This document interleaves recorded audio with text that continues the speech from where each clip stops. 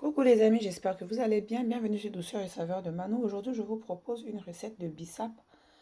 Le bissap, c'est l'appellation qu'on donne au jus de fleurs d'hibiscus séché en Côte d'Ivoire. Donc, je crois que dans d'autres pays, il y a plusieurs appellations. Il y a Zobo Drink, par exemple. Dans les pays anglophones, il y a aussi Sobolo, je crois que c'est au Ghana. Bref, j'aurais besoin des feuilles de fleurs d'hibiscus séchées. Si vous êtes en Afrique, c'est très facile à trouver au marché. Si vous êtes en Europe, vous pouvez en commander sur Amazon.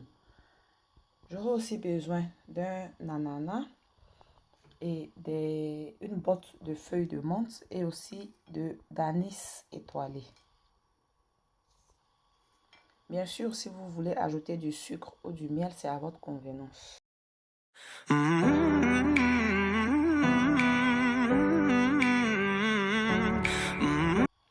Mon ananas, je l'ai lavé plusieurs fois avec du savon, je l'ai rincé plusieurs fois. Ensuite, je l'ai encore lavé avec du sel et du vinaigre blanc, rincé plusieurs fois. Pourquoi j'ai fait toutes ces étapes? C'est parce que je vais utiliser la peau de l'ananas pour la préparation de mon jus de bissap. Donc maintenant, je vais simplement éplucher l'ananas, retirer la pulpe pour la conserver et utiliser la peau.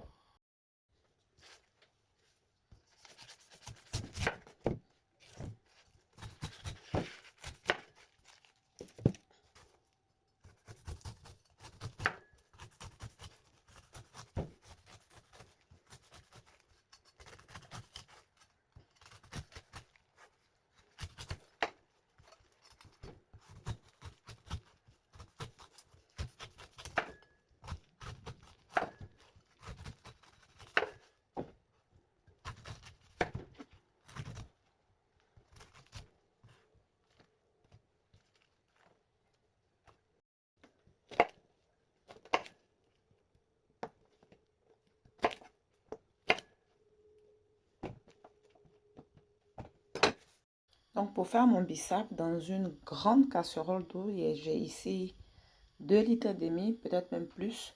J'ai renversé mes feuilles de fleurs d'hibiscus séchées. Je viens mettre mon anis étoilé. Je viens aussi rajouter ma botte de feuilles de menthe et par-dessus la peau de l'ananas. Et je vais laisser le tout bouillir à feu fort pendant une petite dizaine de minutes.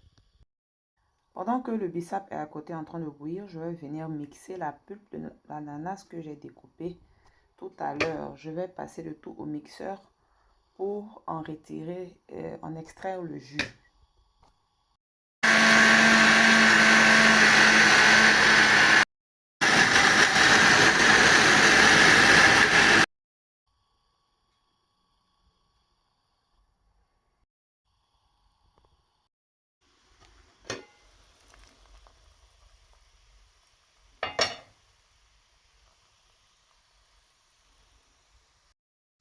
Après une petite dizaine de minutes d'ébullition, je vais maintenant éteindre le feu et je vais rajouter l'ananas que j'ai mixé tout à l'heure.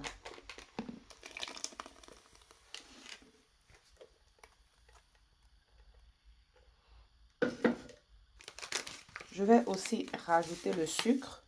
Quand je fais du bissap et que je décide de rajouter du sucre, je le rajoute toujours quand le bissap est encore chaud. Comme ça, le sucre peut bien se dissoudre dans le jus.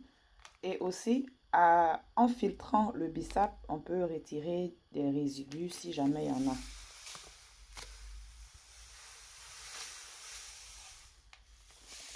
Donc pour ceux qui ne consomment pas du sucre, vous pouvez rajouter du miel.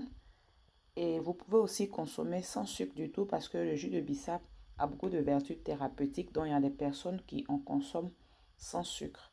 Donc je vais laisser le tout refroidir, ensuite filtrer et le jus sera prêt à être dégusté.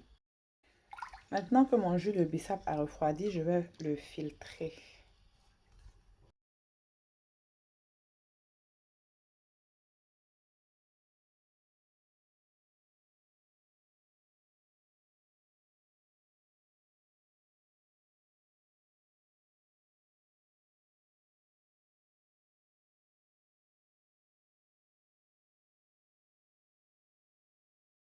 Donc notre jus, bien sûr, il faudra le filtrer plusieurs fois pour être sûr qu'il n'y ait plus de résidus. Et puis, on peut le servir frais. Moi, personnellement, je l'aime frais.